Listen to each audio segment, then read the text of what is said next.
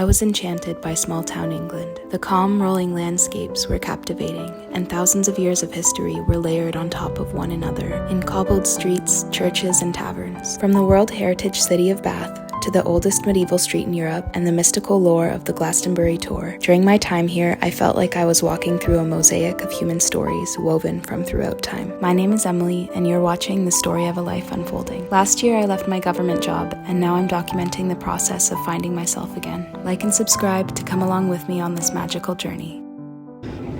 It's like 7 in the morning. I just arrived in London Gatwick. Welcome to England. Anything from the trolley?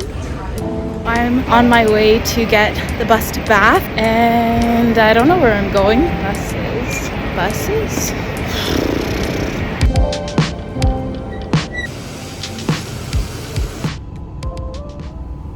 Surprised or not surprised that it's raining?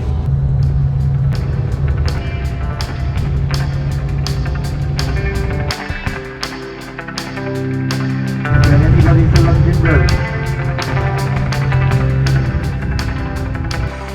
I just got off in Bath.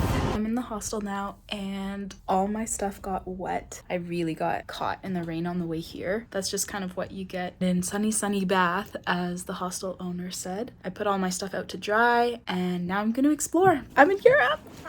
Bath is a UNESCO World Heritage Site, nestled in the hills of Somerset, England. It's filled with world-renowned landmarks, including the Roman baths and the Bath Abbey. Bath's streets are charming and perfect for a weekend away. There's always a bookstore, shop to get lost in, or the perfect spot to relax. I was immediately in love with this quaint but deeply rich city, and couldn't wait to go deeper into the history at the Bath Abbey and Roman baths.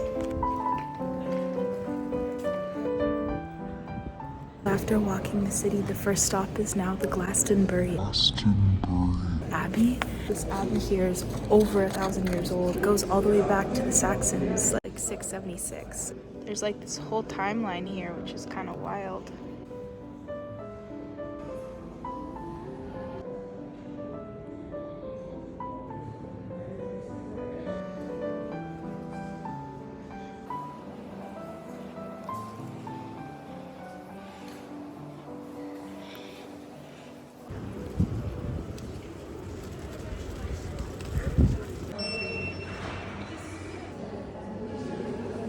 I'm at the baths now. Wow, I just can't believe there's so much history preserved here.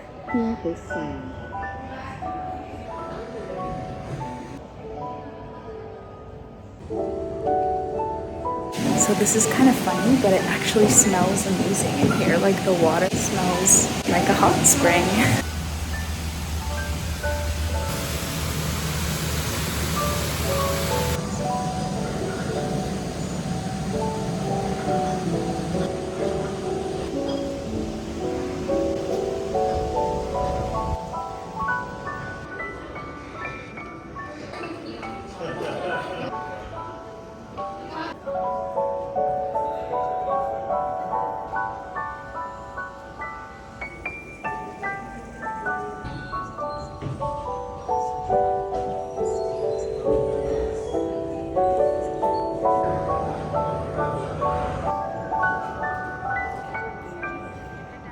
I'm honestly amazed how this withstood 2,000 years of just the city changing. That's something you get a lot in Europe that you don't really get in Canada. We have that level of history in Canada, but you don't have the remnants of these kind of structures.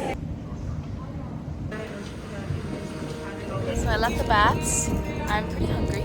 I decided I wanted to try a Cornish pastry. I just got the original one, and we'll see what it tastes like.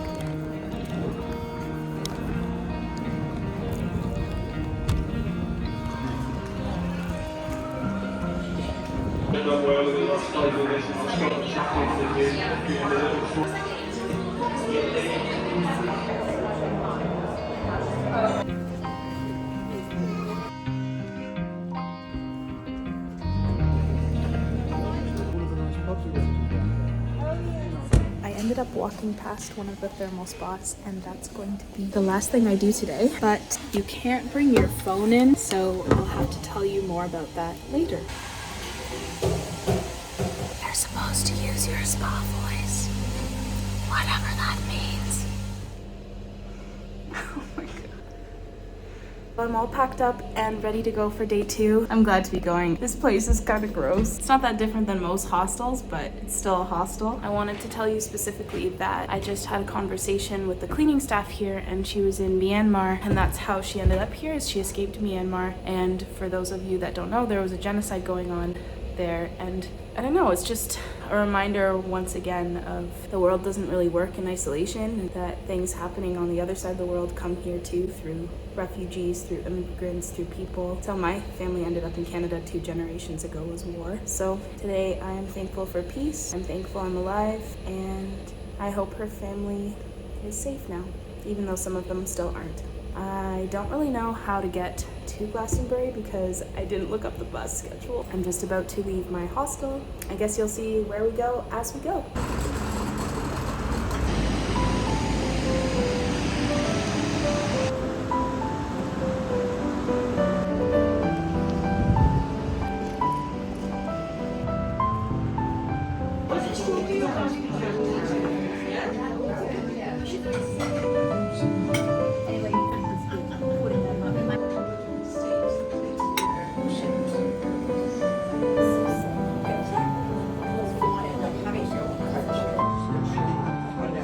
That was the most beautiful find.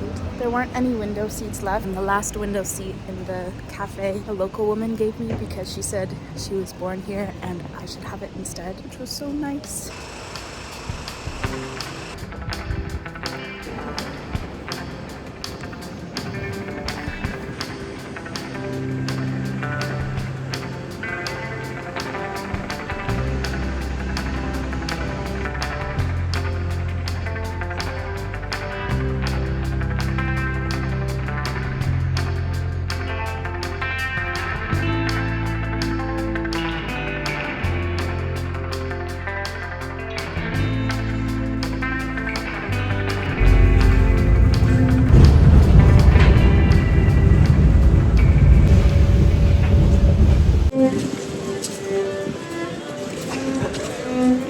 Just got off the bus here in Wells. I'm hungry, my phone is gonna die soon, and then I need to get the bus pretty soon to go to Glastonbury, but I'm completely distracted and I don't know if I want to do any of that anymore because it's just so beautiful here. Walking through Wells is like taking a step back in time. It's located on the outskirts of the Mendeep Hills through the rolling English countryside and is home to the famous Wells Cathedral as well as Vicar's Close, one of the best preserved medieval streets in all of Europe. The city is the definition of charming, and ended up being one of my favorite places in all of England. And as the sun shone through the late fall leaves, I was the happiest I had been in a long time. We're walking along the river now beside the Bishop's Palace. It's, I guess a palace or a castle that housed the bishops of Bath and Wells for hundreds of years. It's one of the things that people check out the most in Wells, or so I've heard with the little I know of wherever I am. But I definitely want to go see the cathedral too. And also they have one of the longest occupied medieval streets still intact here in Wells, so I'm probably going to go check that out too. I'm just amazed at how things work out sometimes because I met this girl at the hostel yesterday who works in Bath. I asked her about Glastonbury because that was the next place I wanted to go, and she said she'd never been there, but she would recommend going to Wells at least instead. And I didn't think I had enough time to go to both cities, only to arrive at the bus stop and find the fastest way to get to Glastonbury or bus to Wells first and then bus to Glastonbury second. So I guess the universe wanted me to come here.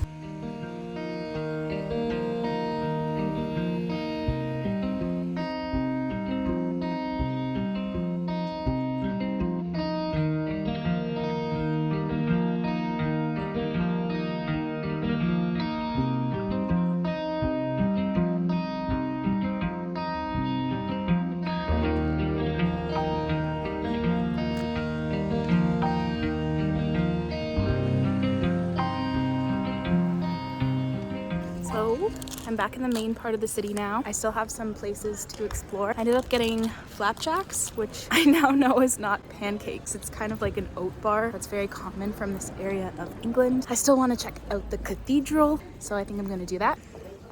As I walked through the courtyard of the Wells Cathedral, I was struck by the grandeur of this architectural masterpiece nestled in such a small town. There's just so much detailing. It's just so beautiful.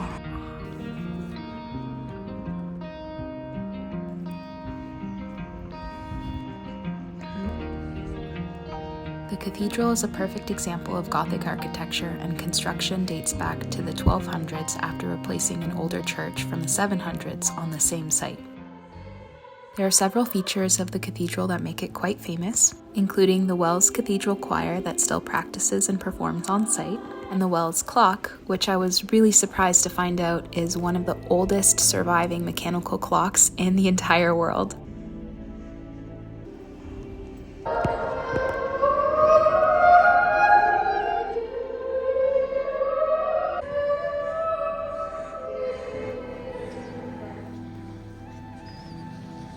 Honestly, it feels so magical to be here, and having the choral practice going on makes me feel like it's a completely other time. Things that happened, both beautiful and horrific, for religion, for the love of God, for the hate of one another. This cathedral has been here since the 1300s. You can tell because some of the things like the steps or pieces of the rock are worn down just from people using them for so long. I feel reflective and peaceful and amazed at how old and young humanity is at the same time, and just happy to be here.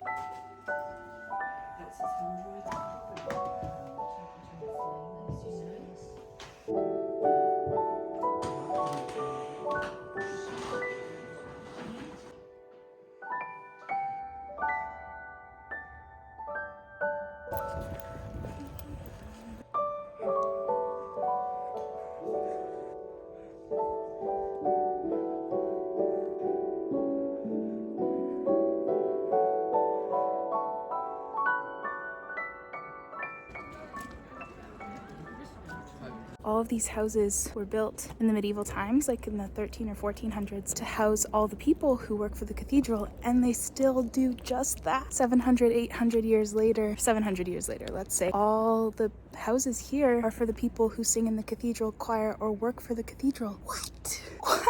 This is actually one of the oldest still occupied streets from medieval Europe that exists in the world. And it's in Wells. And this was serendipity. What? I think serendipity is my new favorite word. This is amazing.